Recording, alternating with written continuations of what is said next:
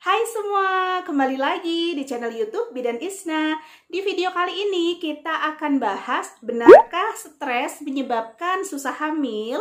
Simak terus videonya, jangan lupa untuk klik tombol subscribe, aktifkan juga loncengnya agar kamu nggak ketinggalan video terbaru dari aku. Terima kasih. Wanita itu sebenarnya rentan sekali, mudah sekali untuk ngalamin stres. Mulai dari dia gadis sebelum mens itu dia kadang-kadang juga sudah mulai stres karena perubahan-perubahan hormon sebelum mens aja itu membuat wanita PMS, mudah marah, nggak mood, uring-uringan dan lain sebagainya. Belum lagi ketika dia sudah menikah, terus ternyata sebulan, 2 bulan, 3 bulan belum isi juga, pasti sudah banyak sekali yang nanyain, kamu udah isi apa belum? Pertanyaan sekecil itu, udah isi apa belum, itu cukup membuat seorang wanita itu mudah stres, mudah kepikiran, dan bahkan kadang-kadang ada yang sampai nangis, ada yang sampai sakit hati loh. Tapi kebanyakan dari kita itu belum menyadari bahwa pertanyaan udah isi apa belum itu bisa membuat seorang wanita mudah stres, mudah depresi, dan benar-benar bisa down.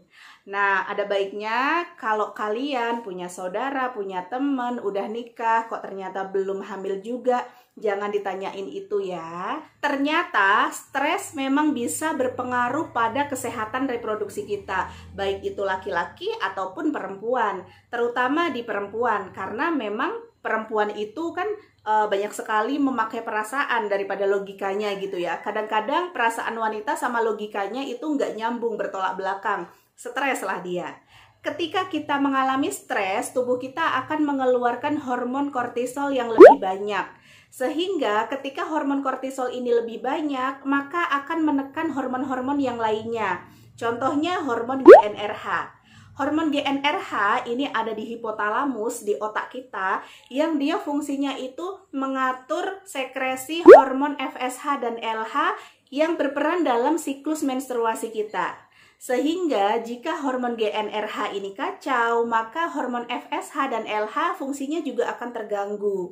Sehingga membuat ovarium kita atau indung telur kita itu mengalami gangguan juga. Akhirnya kita mengalami gangguan ovulasi, gangguan masa subur, gangguan menstruasi.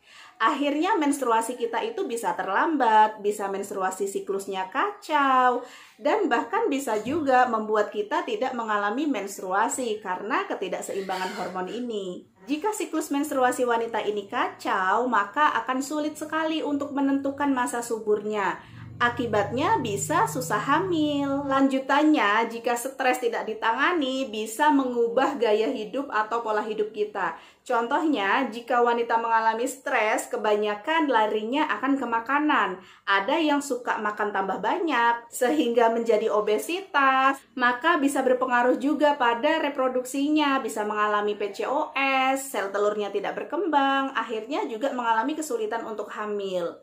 Atau jika dia stres terus nggak mau makan, akhirnya menyebabkan kita kekurangan energi, badan kita menjadi kurang berat badan, kekurangan energi. Nah, jika kita mengalami kekurangan energi ini juga bisa berpengaruh pada siklus menstruasinya. Menstruasinya jadi tidak teratur juga atau sering terlambat mens kayak gitu. Jadi, kesimpulannya ketika kita mengalami stres yang berlebihan memang bisa berpengaruh pada sistem reproduksi kita. Menstruasinya kacau, siklus haidnya kacau, bisa juga berlanjut pada pola makan, kelebihan berat badan, hormon di dalam tubuh kita itu menjadi tidak seimbang, ya akhirnya memang bisa menyebabkan kesulitan untuk hamil. Jadi buat teman-teman yang saat ini lagi program hamil atau yang saat ini baru nikah, terus sudah agak lama nih kok belum isi-isi juga, yang pertama memang harus kondisikan pikiran, kondisikan hati, dan juga tetap berusaha, tentunya tetap berdoa ya. Semoga segera diberikan momongan. Terima kasih sudah tonton videonya, jangan lupa untuk klik tombol subscribe, aktifkan juga loncengnya agar kamu gak ketinggalan video terbaru dari aku. Terima kasih.